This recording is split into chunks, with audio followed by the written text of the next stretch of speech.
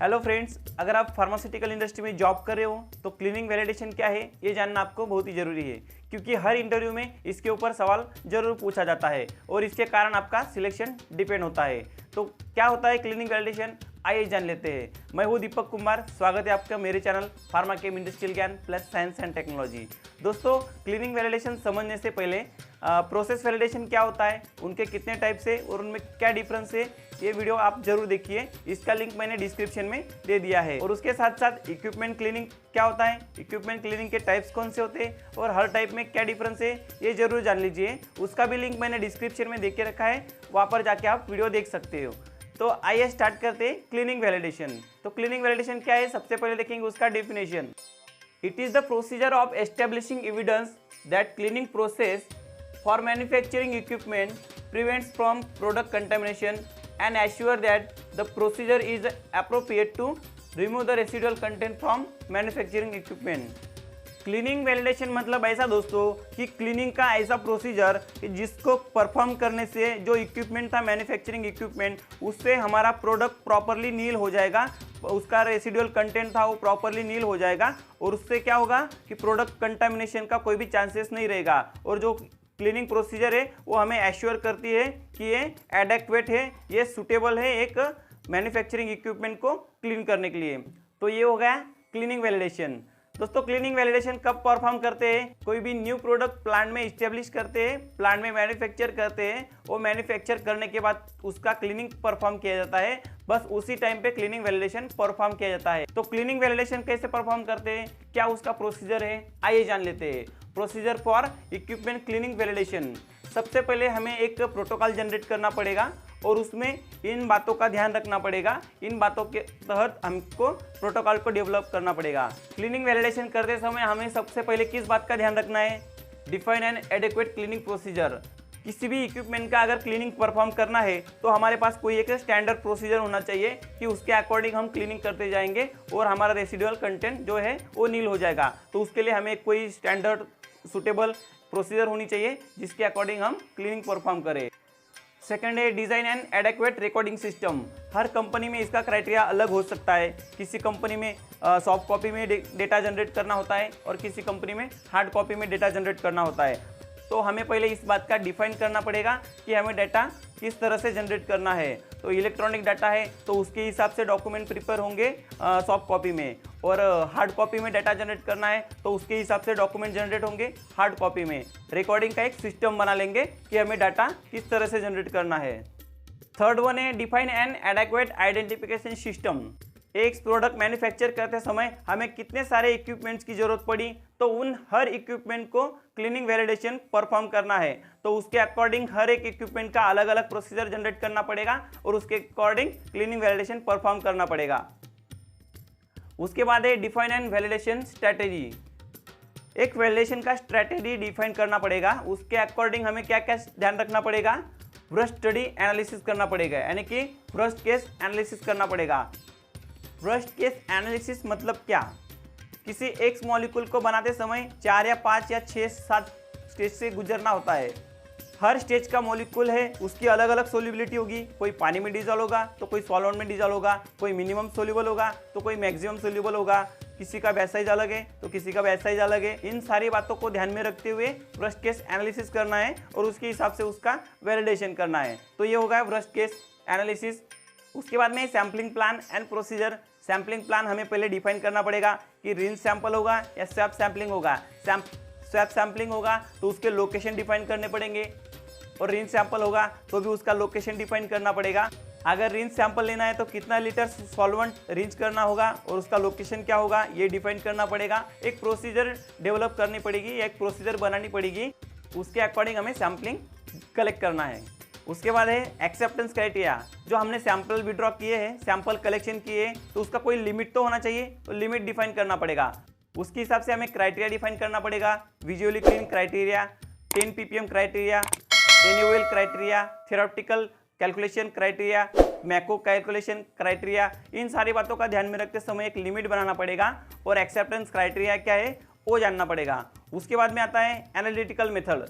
हमने सैम्पलिंग तो ले लिया, लेकिन एनालिसिस मेथड हमारे पास नहीं होगा तो उसका चेकिंग कैसे करेंगे? उसके लिए हमें एनालिटिकल मेथड डेवलप करनी पड़ेगी कि किस हिसाब से, किस प्रोसीजर से, किस वे से हमारा जो सैंपल है वो एनालिसिस होगा। प्रोडक्ट मैन्युफैक्चरिंग के बाद इक्विपमेंट को एज सच अनक्लीन कंडीशन में पड़े रहने देते हैं। उसके बाद उसमें से सैम्पलिंग कलेक्ट करते हैं माइक्रो के लिए 24 घंटे, 48 घंटे और 72 घंटे के बाद। उससे हम डिफाइन करते हैं कि इक्विपमेंट को अनक्लीन कंडीशन में कब तक रखा जाए और उसका विद इन कितने घंटे में क्लीनिंग परफॉर्म किया जाए, इसे हम डिफाइन करते हैं। इसको बोलते हैं hold time study for dirty equipment. उसके बाद में है hold time study for clean equipment. Product manufacturing के बाद इक्विपमेंट को क्लीन किया जाता है प्रॉपर वे से और उसके बाद में उसको एज सच कंडीशन में पड़े रहने देते हैं 7 दिन तक। और उसके बाद उसमें से 1 दिन, 3 दिन और 7 दिन ऐसे 3 बार सैम्पलिंग विड्रॉ करते हैं माइक्रो के लिए और उसे डिफाइन करते हैं कि इक्विपमेंट को क्लीन कंडीशन में कितना दिन तक रखा जा सकता है। उसके बाद है रीवैलिडेशन। अगर 3 बैचों का क्लीनिंग वैलिडेशन फेल जाता है, उसमें से कोई भी एरर आता है, कोई भी फेल्यूर हो जाता है, तो उसके बाद में 3 बैचों का और रीवैलिडेशन किया जाता है। गाइस, हम आगे देखने वाले मैको क्या होता है और मैको कैलकुलेशन क्या होता है। आइए जान लेते हैं मैको कैलकुलेशन। एक्सेप्टेंस क्राइटेरिया पहला है एक टॉक्सिकोलॉजिकल बेस बाय हॉल। जो मैको कैलकुलेशन है ये मिस्टर हॉल ने ढूंढ के निकाला था। मैको कैलकुलेशन से पहले हमको कैलकुलेट करना होता है NOEL। NOEL बोले तो नो ऑब्जर्व इफेक्ट लेवल। किसी भी टॉक्सिक मटेरियल की इतनी मात्रा कि अगर वो दूसरे प्रोडक्ट में कैरी ओवर हो रही है तो उसका कोई भी इफेक्ट ह्यूमन बीइंग पे या उसकी हेल्थ पे कोई भी इफेक्ट नहीं होगा, तो उस लेवल को बोलते हैं NOEL, no observe effect level. NOEL calculate करने का फॉर्मूला क्या है? LD50 multiply average adult weight divided by 2000, this is a constant factor. तो आइए एक एग्जांपल लेके NOEL कैलकुलेट कर लेते हैं। LD50 क्या होता है, LC50 क्या होता है, इसके ऊपर मैंने एक वीडियो बनाया है, डिस्क्रिप्शन में उसका लिंक दिया है, कृपया वहां पर जाके उस वीडियो को जरूर देखिए। लेकिन उससे पहले ये वीडियो प्रॉपर देखिए, हम जानने वाले हैं मैको कैलकुलेशन। तो NOEL का एक एग्जांपल लेके देख लेते हैं कि उसको कैसे कैलकुलेट करते हैं। मान लेते हैं कि किसी प्रोडक्ट का LD50 250 mg है, उसको मल्टीप्लाई करेंगे 70 ये एवरेज एडल्ट वेट है आदमी का, उसको डिवाइड करेंगे 2000 से। 2000 ये कांस्टेंट फैक्टर है। इसको कैलकुलेशन करने के बाद हमें मिलेगा 8.75 mg। ये हो गया NOEL। अभी इसी NOEL का यूज करेंगे हम मैको कैलकुलेशन करने के लिए। मैको क्या होता है? Maximum allowable carry over. किसी X प्रोडक्ट की इतनी मात्रा कि वो Y प्रोडक्ट में अगर कंटामिनेट हो तो उसका कोई भी इफेक्ट उस प्रोडक्ट पे नहीं होगा, यानी कि उस प्रोडक्ट को जो आदमी ह्यूमन बीइंग कंज्यूम करेगा तो उस पर कोई इफेक्ट नहीं होगा। वो हो गया मैको। तो MACO is equal to NOEL, no observe effect level, multiply MBB maximum batch size divided by safety factor multiply TD total daily dose. तो मैको का भी एक एग्जांपल लेके कैलकुलेट कर लेते हैं। मैको इज इक्वल टू NOEL जो हमने पहले कैलकुलेट किया 8.75 mg, उसको मल्टीप्लाई करेंगे मैक्सिमम बैच साइज से। मैक्सिमम बैच साइज हमने लिया है 1000 किलो का, उसको माइक्रोग्राम में कन्वर्ट किया है यानी कि 10,000 करोड़। उसको डिवाइड करेंगे सेफ्टी फैक्टर से जो 1000 है वो कांस्टेंट है, मल्टीप्लाई टोटल डेली डोज। मान लेते हैं कि किसी प्रोडक्ट का टोटल डेली डोज है 350 mg। उसके बाद में इन दोनों का मल्टीप्लाई करके ये फिगर आएगी, उसके बाद में इन दोनों का मल्टीप्लाई करके ये फिगर आएगी और उनको डिवाइड करेंगे तो आ जाएगा 250 mg। अगर इसको ग्राम में कन्वर्ट करना है तो उसको ग्राम में हो जाएगा 0.25 ग्राम, यानी कि जो 250 mg है वो हमारा हो गया मैको। यानी कि 250 mg अगर उस स्वैप सैंपल का या रिन सैंपल का रिजल्ट आ रहा है, उससे बिलो आ रहा है, तो हमारा जो प्रोसीजर है वो वैलिड है, यानी कि वो सुटेबल है हमारा इक्विपमेंट क्लीनिंग को रेसिडुअल कंटेंट से फ्री करने के लिए। और मान लेते हैं उसका रिजल्ट अगर एनालिसिस के बाद 250 mg से ज़्यादा आ रहा है तो हमारा प्रोसीजर है वो अनवैलिड है, यानी कि वो सूटेबल है ही नहीं, उसका जो वैलिडेशन था वो प्रॉपरली फेल है। वहाँ पर हमें दूसरा प्रोसीजर ढूंढना पड़ेगा, दूसरा सॉल्वेंट ढूंढना पड़ेगा, दूसरा सॉल्वेंट उसको क्लीनिंग के लिए परफॉर्म करना पड़ेगा।